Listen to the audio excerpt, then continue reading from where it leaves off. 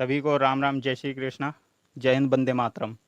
स्वागत है आपका आपके अपने यूट्यूब चैनल। और मैं आपका दोस्त दीपक। तो जैसा कि हम पिछले वीडियो में यूपी ट्रिपल एससी के कुछ पॉइंट पढ़ चुके हैं, तो नेक्स्ट वीडियो में स्टार्ट करते हैं हम आज का अगला पॉइंट, जो कि है संख्याओं के विभाज्यता।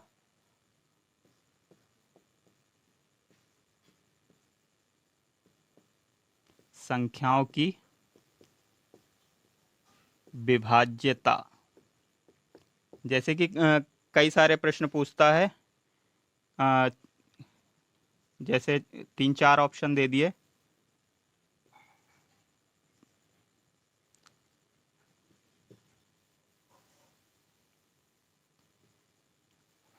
और इसमें से पूछ लेता है कि इनमें से ऐसी कौन सी संख्या है जो 3 से पूरी तरह विभाजित होगी, या 7 से पूरी तरह विभाजित होगी, 4 से पूरी तरह विभाजित होगी। यानी कि इस तरह की संख्याएं जिनमें 2, 3, 4, 5, 6, 7, 8, 9, 10, 11 इस तरह की संख्याओं से विभाजन पूछता है। तो उन नियमों को हम पढ़ेंगे आज। तो जो पहला विभाज्यता का नियम है वो है 2 से विभाज्यता।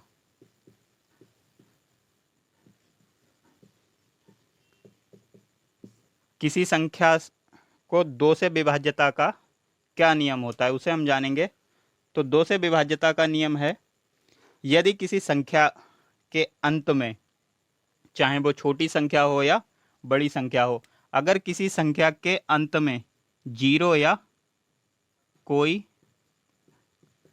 सम संख्या है, यदि किसी भी संख्या के अंत में या तो 0 है या फिर कोई सम संख्या है, चाहे वो छोटी हो या बड़ी, वो 2 से पूरी तरह से विभाजित हो जाएगी। जैसे कि हम 2-4 एग्जाम्पल देख लेते हैं।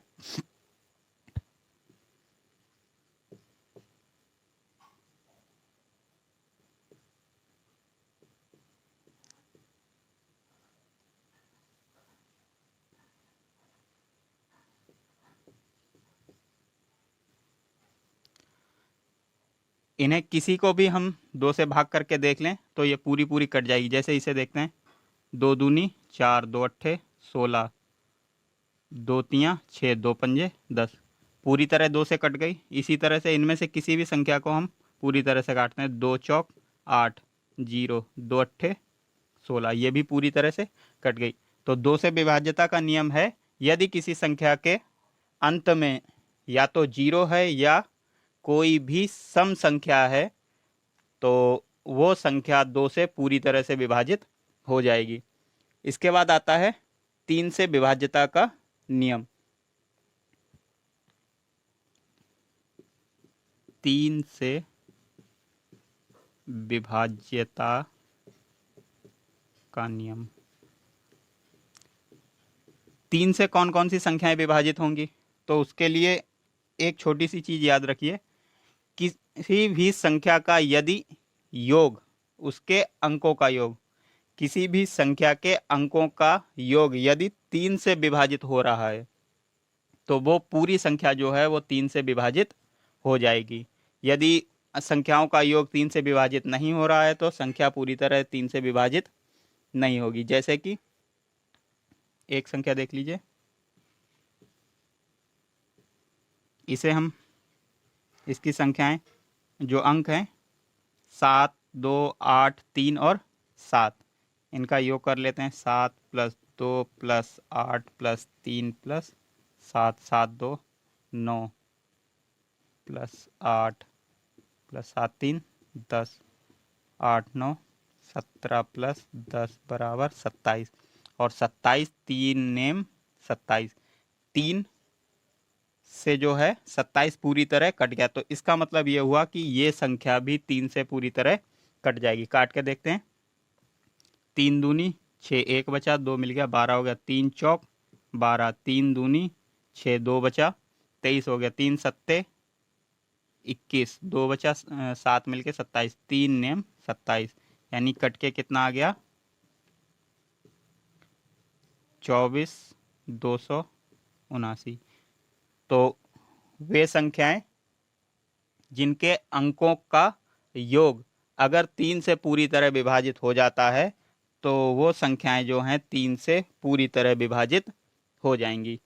आगे आता है 4 से विभाज्यता का नियम।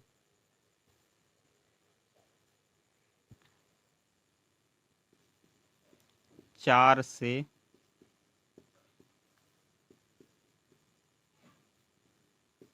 विभाज्यता का नियम। 4 से कौन सी संख्याएं पूरी तरह से विभाजित होंगी वो देख लीजिए। इसमें एक चीज याद रखिए कि किसी भी छोटी या बड़ी किसी भी संख्या के लास्ट के 2 डिजिट यानी इकाई और दहाई का अंक यदि 4 से विभाजित हो रहा है तो वो पूरी संख्या 4 से कट जाएगी, या फिर उसके अंत में 2 जीरो हों, या तो इकाई और दहाई का अंक 4 से पूरी तरह विभाजित हो जाए या फिर लास्ट में 2 जीरो हों, वो संख्या क्या होगी 4 से पूरी तरह विभाजित हो जाएगी। जैसे कि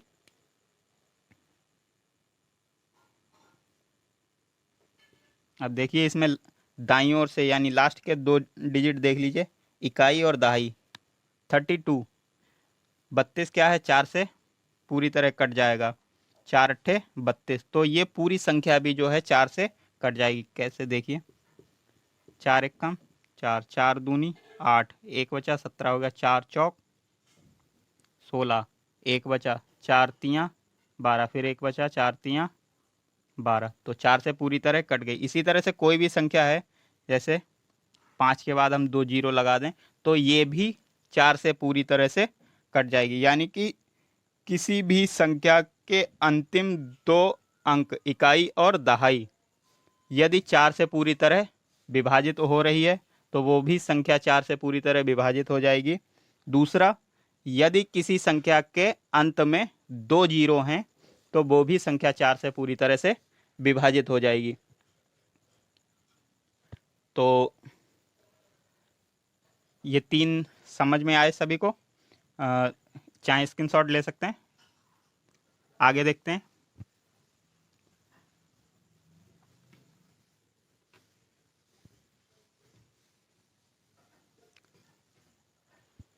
आगे आता है 5 से विभाज्यता का नियम। 5 से विभाज्यता।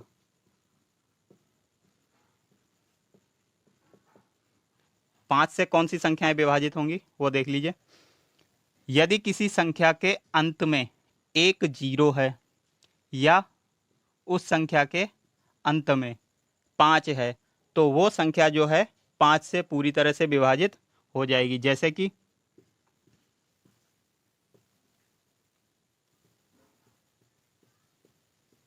इन दोनों को संख्याओं को देख लीजिए, 5 से काटते हैं, 5 एक कम 5, 2 बचा 28 हो गया, 5 पंजे 25, 3 30 हो गया, 5 छक्का 30, पूरी कट गई। इसे 5 से काटिए, 5 छः कम 5, 5 एक कम 5, 2 बचा 26 हो गया, 5 पंजे 25, एक बचा 15 हो गया, 5 तियाँ 15, ये भी पूरी तरह से कट गई। यानी कि किसी संख्या के अंत में यदि 0 है या 5 है तो वो पूरी संख्या जो है 5 से पूरी तरह से डिवाइड हो जाएगी। अगला आता है तो 6 से विभाज्यता का नियम। यदि कोई संख्या 2 और 3 से एक साथ विभाजित हो जाए, किससे? 2 और 3 दोनों संख्याओं से अगर वो संख्या विभाजित हो रही है तो वो संख्या जो है 6 से पूरी तरह से विभाजित हो जाएगी। जैसे कि कोई संख्या हम ले लेते हैं,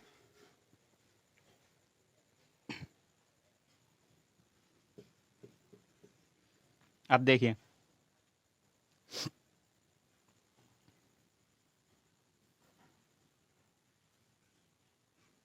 2 से पहले इसे हम काटते हैं, 2 एक कम 2, 2 दूनी 4, 0, 2 से भी कट गई, अब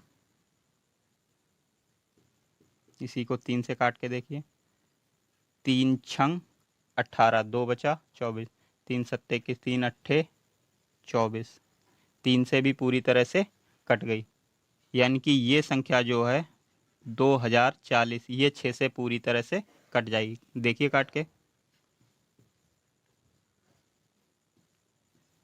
6 कम 6, 6 तियाँ 18, 2 बचा 4 मिलके हो गया 24, 6 चौक 24। ठीक है, तो वे सभी संख्याएं जो 3 और 2 से एक साथ कट रही हैं, वे सभी संख्याएं 6 से भी पूरी तरह से कट जाएंगी। इसके बाद आता है 7 से विभाज्यता का नियम। 7 से विभाज्यता, 7 से विभाज्यता देख लीजिए, इसके कई ट्रिक हैं। पहला, यदि किसी एक अंकीय संख्या, यानी जिन संख्याओं में केवल एक ही अंक होता है, उस संख्या की 6 बार, कितने 6 टाइम जो है पुनरावृत्ति हो जाए। कितने बार? एक अंकीय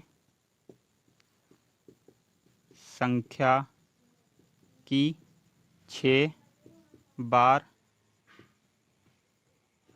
पुनरावृत्ति हो जाए। क्या हो जाए? पुनरावृत्ति हो जाए, तो वो संख्या जो है 7 से पूरी तरह से विभाजित हो जाएगी। और उसके साथ साथ ही वो संख्या जो है 3, 13 और 37 से भी पूरी तरह से विभाजित, 3, 11, 13, 37 और 1001। ठीक है, तो ये किससे किस डिवाइड हो जाएगी? देखिए, कोई संख्या हम ले लेते हैं, जैसे 6, 6, 6, 6, 6, 6, 6 टाइम 6, यानी एक अंकीय संख्या, यानी 6 है, 6 को हमने 6 बार लिख लिया, तो ये क्या होगी? 7 से पूरी तरह से डिवाइड हो जाएगी। चेक कर लेते हैं, 7 एकम 7,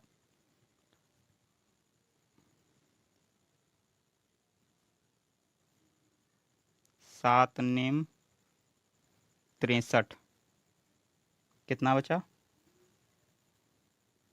3, 36, 7 पंजे 35, फिर बचा 1, 16, 7 दूनी 14, बचा 2, 26, 14, 7 तियाँ 21, 5, 7 अट्ठे 56, पूरी तरह से डिवाइड हो गई। यानी कोई भी संख्या, जैसे हम 7 को ही 6 बार लिख लें, ये भी पूरी तरह डिवाइड हो जाएगी। 1 को हम 6 बार लिख लें, ये भी पूरी तरह 7 से डिवाइड हो जाएगी। इसका दूसरा रूल क्या है? यदि 2 अंकीय संख्या है, कितने अंकीय? 2 अंकीय, यदि 2 अंकों की कोई संख्या है और उसकी 3 बार पुनरावृत्ति हो, कितनी बार? 3 बार, 3 बार पुनरावृत्ति हो, तो वो भी संख्या जो है 7 से पूरी तरह से विभाजित हो जाएगी। जैसे कोई 2 अंकीय संख्या ले लीजिए, ये 2 अंकीय संख्या है, इसकी 3 बार पुनरावृत्ति कर रहे हैं, 23, 23, 23। अब इसे हम क्या करेंगे? डिवाइड करके देखिए 7 से, 23, 23 और 23, 7 तियाँ 21, 2, 7 तियाँ 21, 1, 7 एकम 7, 6, 46, 7 सत्ते 49, 7 अट्ठे 56, 63 ज़्यादा हो गया, तो 7 अट्ठे 56, तो 6 बच गया, 3 उतार लिया, 7 नेम 63। तो देख लिया आपने, ये भी क्या हो गई, पूरी तरह से 7 से डिवाइड हो जाएगी। तो 2 रूल आप समझ चुके हैं। देखते हैं आगे।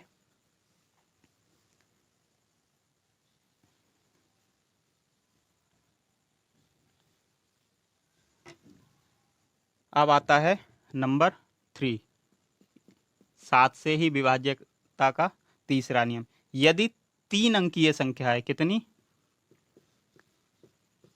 3 अंकीय संख्या की 2 बार पुनरावृत्ति हो, कितने बार, 2 बार पुनरावृत्ति। यदि 3 अंकीय संख्या की 2 बार पुनरावृत्ति होती है तो वो भी संख्या जो है 7 से क्या होगी, पूरी तरह से विभाजित हो जाएगी। देख लीजिए, कोई 3 अंकीय संख्या, 1 2 3, फिर इसे रिवर्स कर दीजिए, 1 2 3, ठीक है। तो 3 अंकीय संख्या की 2 बार पुनरावृत्ति होगी, तो इसे डिवाइड करके देखते हैं 7 से। 1 2 3, 1 2 3, 7 एक कम 7, 5, 7 सत्ते 49, 4, 7 छंग 42 ज़्यादा हो गया, 7 पंजे 35, 6 2, 7 सत्ते 49, 7 अट्ठे 56, 6 3 उतार लिया, 7 नेम 63, ठीक है। ये भी संख्या क्या हो रही है, 7 से पूरी तरह से विभाजित हो रही है। इसी तरह से और भी कोई संख्या हो सकती है 3 अंकों की, जरूरी नहीं यही है, कोई भी 3 अंकों की 2 बार पुनरावृत्ति, जैसे 3 5 7 की 2 बार पुनरावृत्ति कर दीजिए, 3 5 7। इसी तरह से और बहुत सारी संख्याएं हो सकती हैं। तो ये हो गए 3। अब है इसी का चौथा,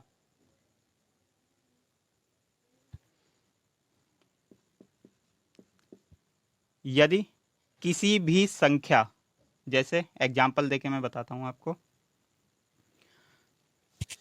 यदि किसी भी संख्या, कोई भी संख्या हम ले लेते हैं 3 4 3, किसी भी संख्या के इकाई, जो इकाई का अंक होता है उसका 2 गुना, यानी इकाई का अंक 3, इसका 2 गुना, यानी कि कितना हो गया 6।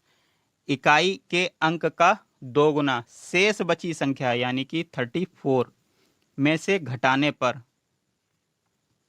34 में से 6 गया, जो बचता है वो संख्या अगर 7 से पूरी तरह से डिवाइड हो रही है तो वो पूर्ण संख्या भी जो है 7 से पूरी तरह से डिवाइड होगी। फिर से समझ लीजिए, किसी भी संख्या के इकाई का 2 गुना, इकाई के अंक का 2 गुना शेष बची संख्या, जो शेष बची संख्या है उसमें से घटाने पर जो संख्या प्राप्त होती है वो संख्या अगर 7 से पूरी तरह से डिवाइड हो रही है तो जो हमें पहले प्राप्त पूरी संख्या थी, जो टोटल संख्या थी, वो भी 7 से पूरी तरह से डिवाइड हो जाएगी। देखिए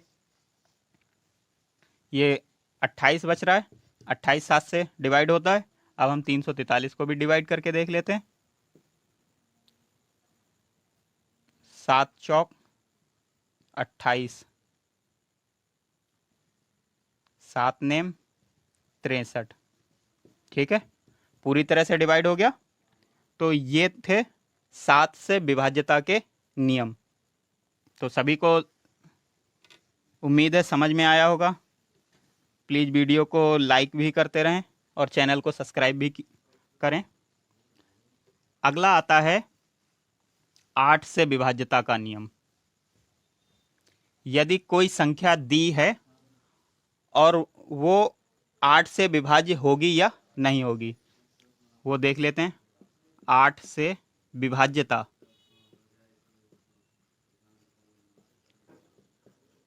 8 से कैसे विभाज्यता ज्ञात करेंगे?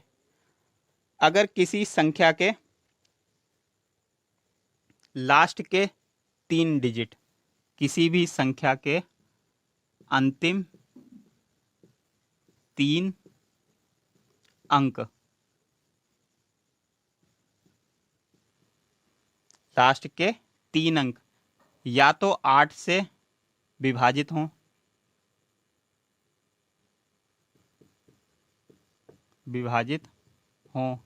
या 0 हों। ठीक है, अंतिम 3 अंक, इकाई, दहाई, सैकड़ा, इन तीनों को मिला के यदि वो 8 से पूरी तरह से डिवाइड हो रहे हैं या फिर लास्ट में 3 जीरो हैं, तो वो पूरी संख्या जो है वो 8 से पूरी तरह से विभाजित हो जाएगी। जैसे कि कोई संख्या एक देख लीजिए, कोई भी संख्या ले लेते हैं।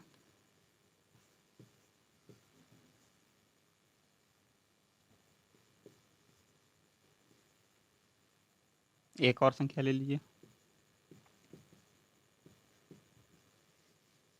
ठीक है, देख लीजिए, ये 8 से कट जाएगी, 8 एक कम 8। पहले इन 3 को काट के देख लेते हैं हम। ठीक है,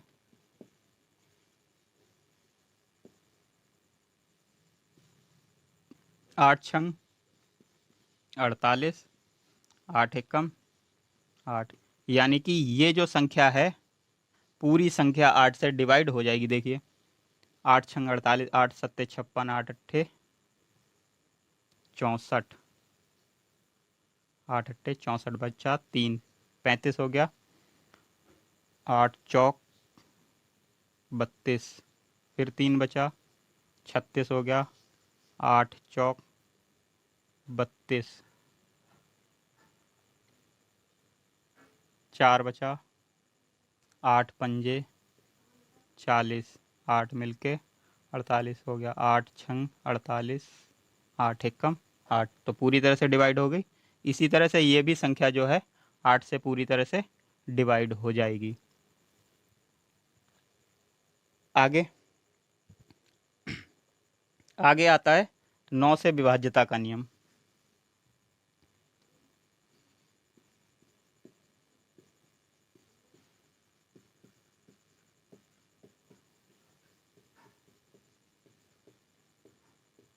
नौ से कौन सी संख्याएं विभाजित होंगी? 9 से वे सभी संख्याएं 9 से विभाजित हो जाएंगी जिनके अंकों का योग 9 से विभाजित हो जाता है। यानी कि कोई भी संख्या यदि उसके अंकों का योग जो है वो 9 से पूरी तरह से विभाजित हो जाएगा, तो वो संख्या भी 9 से पूरी तरह से विभाजित हो जाएगी। जैसे देख लीजिए, कोई छोटी सी संख्या ले लें, 4 6 8, इसके अंकों का योग करते हैं, 4 + 6 + 8, 6 4 10 और 8 18, 9 दूनी 18, तो ये संख्या भी 9 से विभाजित हो जाएगी। देखिए, 9 एक कम 9, 9 पंजे 45, 9 दूनी 18, पूरी तरह से कट गई। तो किसी भी संख्या के अंकों का योग यदि 9 से पूरी तरह से विभाजित हो जाता है तो वो पूर्ण संख्या भी जो है 9 से पूरी तरह से विभाजित हो जाएगी। नेक्स्ट आता है 10 से विभाज्यता का नियम। इजी है,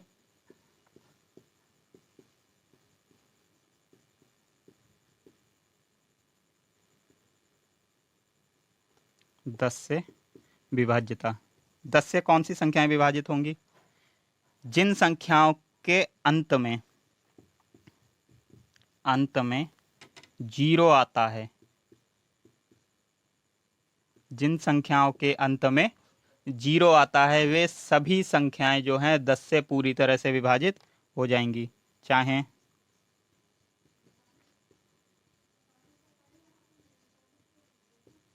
कितनी भी बड़ी संख्या हो, चाहे कितनी भी छोटी संख्या हो, यदि अंत में 0 है तो वो संख्या 10 से पूरी तरह से विभाजित हो जाएगी। आगे बढ़ते हैं।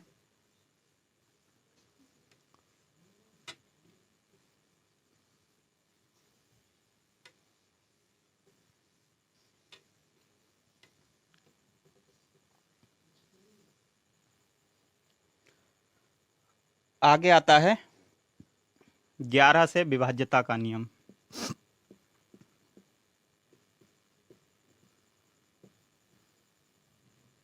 कौन सी संख्याएं 11 से विभाजित होंगी वो भी देख लेते हैं। इसे हम दो तरह से कर सकते हैं। पहला, यदि किसी भी संख्या की पुनरावृत्ति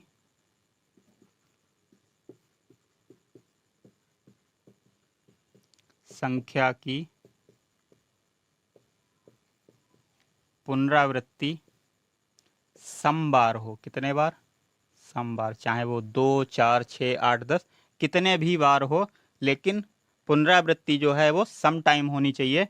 तो वो संख्या जो है 11 से पूरी तरह से विभाजित हो जाएगी। जैसे कि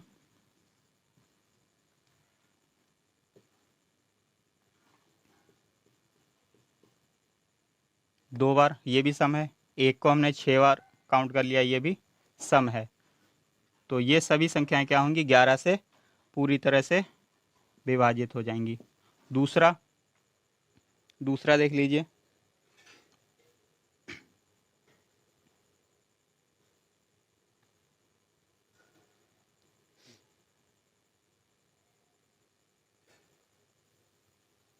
दूसरा क्या है? यदि किसी संख्या, कोई भी संख्या चाहे छोटी या बड़ी, किसी भी संख्या में दाईं ओर से यानी इकाई की तरफ से यदि हम अंकों के स्थानों का योग करें, सम और विषम स्थानों पे आई हुई संख्याओं का योग करें, और वो योग जो है या तो 0 आए या 11 से विभाजित, सॉरी, योग का जो अंतर आएगा वो या तो 0 आए या फिर 11 से पूरी तरह से विभाजित हो जाए, तो वो क्या होगी? वो पूर्ण संख्या जो है वो 11 से पूरी तरह से विभाजित हो जाएगी। एग्जाम्पल देखिए,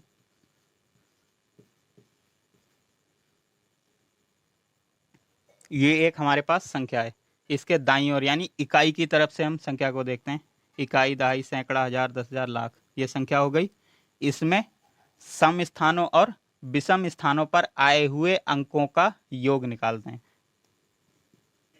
तो पहला एक आता है, विषम से ही स्टार्ट होता है, तो विषम स्थान पर आए अंकों का योग देख लीजिए। विषम स्थान पर 1, 2, 3, पहला, तीसरा और पांचवा। 9 + 7 + 3, 7, 3, 10, 9, 19। ठीक है। अब सम स्थान पर आए अंकों का योग। सम पर कौन कौन से हैं? 8, 2 और 9। 8, 2, 9, 8, 2, 10 और 9, 18। अब इनका अंतर, 9 में से 9 गया 0, कितना आया? 0। तो ये संख्या भी क्या होगी? 11 से पूरी तरह से विभाजित हो जाएगी। अब एक एग्जाम्पल और देख लीजिए तो और ठीक तरह से समझ में आएगा। जैसे कि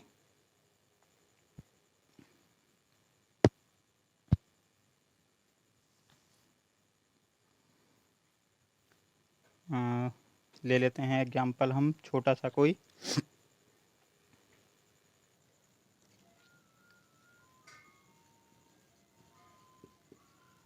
ये कोई संख्या दी गई है। अब इसमें देखिए, विषम स्थानों पर आए हुए और सम स्थानों पर आए हुए अंकों का योग करते हैं। तो 4 + 3, 7, 9 और 9, 18। अंतर कर लीजिए, बचता है 11। 11 एक कम 11। तो ये संख्या भी 11 से पूरी तरह से डिवाइड हो जाएगी। कैसे? देखिए, 11 एक कम 11, 11 अट्ठे 88, कितना बचा 5, और हो गया 59, 11 पंजे 55, 59 में से 55 गया 4, 44 हो गया, 11 चौक 44। तो पूरी तरह से डिवाइड हो रही है। तो ये थे हमारे विभाज्यता के नियम। 2 से विभाज्यता, 3 से, 4 से, 5 से, 6 से, 7 से, 8 से, 9 से, 10 से और 11 से। तो इस तरह से कोई भी सवाल आता है तो हम आसानी से ये पता कर सकते हैं कि इनमें से जो संख्या है वो किस अंक से विभाजित होगी। ठीक है, बढ़ते हैं हम अगले नेक्स्ट टॉपिक की ओर।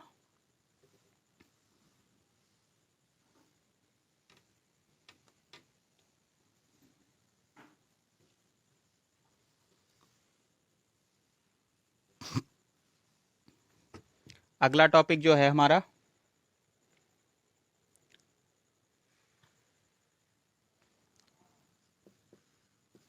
प्राकृतिक संख्याओं का औसत और योग।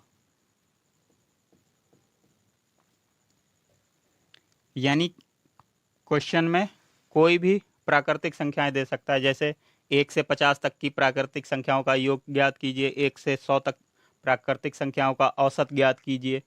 ठीक है, सम संख्याओं का औसत ज्ञात कीजिए, विषम संख्याओं का औसत ज्ञात कीजिए। तो उस तरह के जो प्रश्न आते हैं वो हम इस तरह से निकाल सकते हैं। देख लीजिए, इसमें हम योग का फार्मूला लगा सकते हैं। एक विधि ये भी है, योग का फार्मूला होता है, प्राकृतिक संख्याओं के योग का जो फार्मूला होता है वो हम निकाल सकते हैं।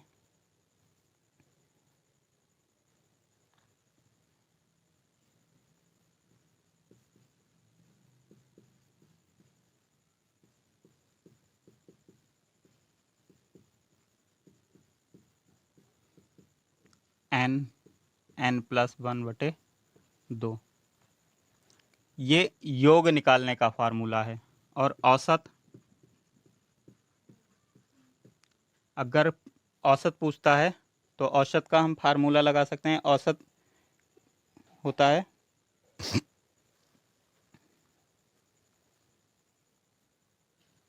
औसत बराबर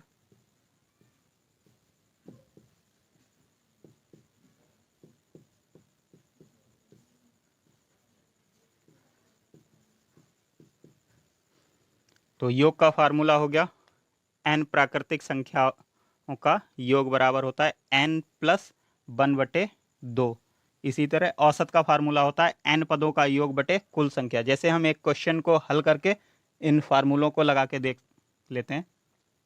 जैसे प्रश्न में हमसे पूछता है 1 से 100 तक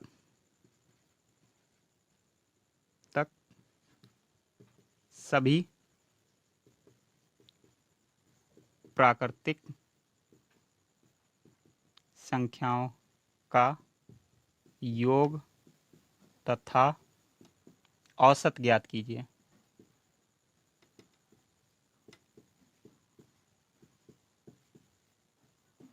ठीक है, तो 1 से 100 तक, यानी 1 से 100 तक 1 + 2 + 3 + ... 99 + 100, यानी 1 से 100 तक की यही प्राकृतिक संख्याएं हो गई। इनका हमें निकालना है योग और औसत। तो योग का फार्मूला पहले लगाते हैं। n प्राकृतिक संख्याओं का योग, फार्मूला क्या है, n+1/2 n+1/2। अब यहाँ n क्या है, n समझ लीजिए, n है कुल संख्याएं। ठीक है, कितनी संख्याएं, तो 1 से 100 तक कुल संख्याएं कितनी होती हैं, 100। तो n का मान हो गया 100, फिर n 100 + 1/2, 2 से काटिए, 2 एक कम, 2 पंजे 10, 50, और ये हो गया 101। गुणा कर लीजिए, 5 एक कम, 5 0, 5 एक कम 5। ये आ गया 1 से 100 तक की सभी प्राकृतिक संख्याओं का योग आ गया। अब हम निकालते हैं औसत।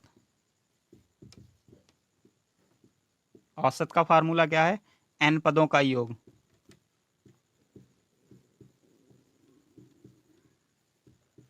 n पदों का योग बटे कुल संख्या। n पदों का योग बटे कुल संख्या। तो n पदों का योग अभी अभी हमने निकाला है, कितना आया?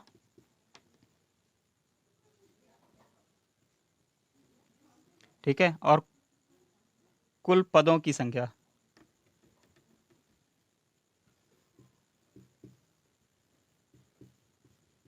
तो कुल कितने पद हैं? 1 से 100 तक 100 पद होते हैं। ठीक है, एक जीरो से एक जीरो कट गया, बचा 5/10। नीचे से एक जीरो हटाएंगे और एक अंक के बाद दशमलव लगा देंगे। तो ये आ गया हमारा औसत। पदों का योग कितना आया? 5050। और पदों 1 से 100 तक सभी प्राकृतिक संख्याओं का औसत आया 50.5। ठीक है, तो एक टाइप से हम समझ गए कि इस तरह से भी हम प्रश्न को हल कर सकते हैं, लेकिन ये थोड़ा सा लॉन्ग मेथड है। लेकिन जब हम एग्ज़ाम देने बैठते हैं तो उस समय हमारे पास जो है समय की कमी होती है, तो एक शॉर्ट मेथड भी है, वो मैं बता देता हूँ। सीधे डायरेक्ट फार्मूला को लगा के आप बिना कैलकुलेशन के, बहुत छोटी सी कैलकुलेशन करके औसत और योग निकाल सकते हैं। वो देख लीजिए इजी वे में कैसे हम कम समय में क्वेश्चन का सही आंसर निकालेंगे। ठीक है, उसके लिए दो छोटे से सूत्र हैं, वो याद कर लीजिए। औसत बराबर प्रथम संख्या प्लस अंतिम संख्या।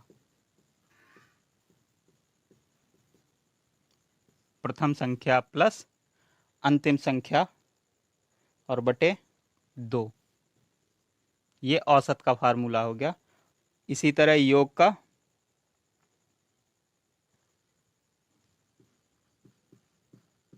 योग बराबर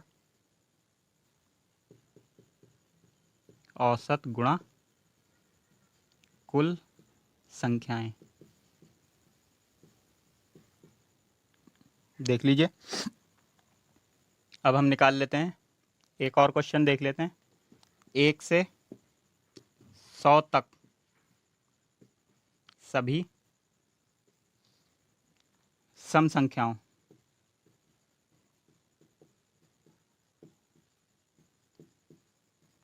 का योग तथा औसत ज्ञात कीजिए।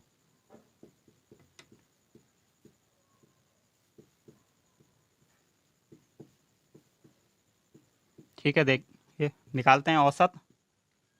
1 से 100 तक की संख्याएं 1 + 2 + 3 + ... 100। ठीक है, औसत। औसत का फार्मूला क्या है? ओ सॉरी, हमें यहाँ पूछा है सम संख्याएं। ठीक है, तो 1 से 100 तक की सम संख्याएं कौन सी होती हैं? 2 + 4 + 6 + ... 100। ठीक है, सम संख्याओं का पूछा है। यानी कि 1 से 100 तक जो सम संख्याएं होती हैं कितनी होती हैं? 50। टोटल संख्याएं कितनी होती हैं? 50। और इसी तरह से 1 से 100 तक विषम संख्याएं भी 50 ही होती हैं। तो फार्मूला लगाते हैं अब। औसत पहली संख्या, तो पहली संख्या यहाँ क्या हो गई? 2 प्लस अंतिम संख्या। अंतिम संख्या क्या है? 100 बटे कितना है? 2। 100 और 2 कितना हो गया? 102 बटे 2। 2 एक कम 2, 2 पंजे 10, 2 एक कम 2, औसत कितना आ गया 51। अब यहाँ हम निकाल लेते हैं योग। योग का फार्मूला औसत गुणा कुल संख्या। तो औसत कितना है आया है 51 गुणा कुल संख्याएं कितनी हैं 1 से 100 तक जो सम संख्याएं होती हैं वो होती हैं 50। गुणा कर लीजिए 5 एक कम 5, 5 पंजे 25 और 0, 2550 क्या आ गया 1 से 100 तक की सम संख्याओं का योग। ठीक है, तो दोनों फार्मूले समझ में आए सभी को। अब मैं कुछ क्वेश्चन आपको देता हूँ, ट्राई कीजिए आप भी, निकालिए इस फार्मूले से और इससे पहले वाले फार्मूले से। क्वेश्चन मैं नोट कराए देता हूँ, फार्मूला नोट कर लीजिए, स्क्रीनशॉट ले लीजिए, बाकी मैं क्वेश्चन यहाँ नोट किए देता हूँ। एक क्वेश्चन दे रहा हूँ, उसे आप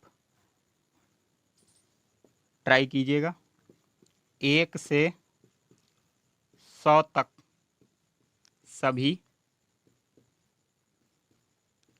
विषम संख्याओं का योग तथा औसत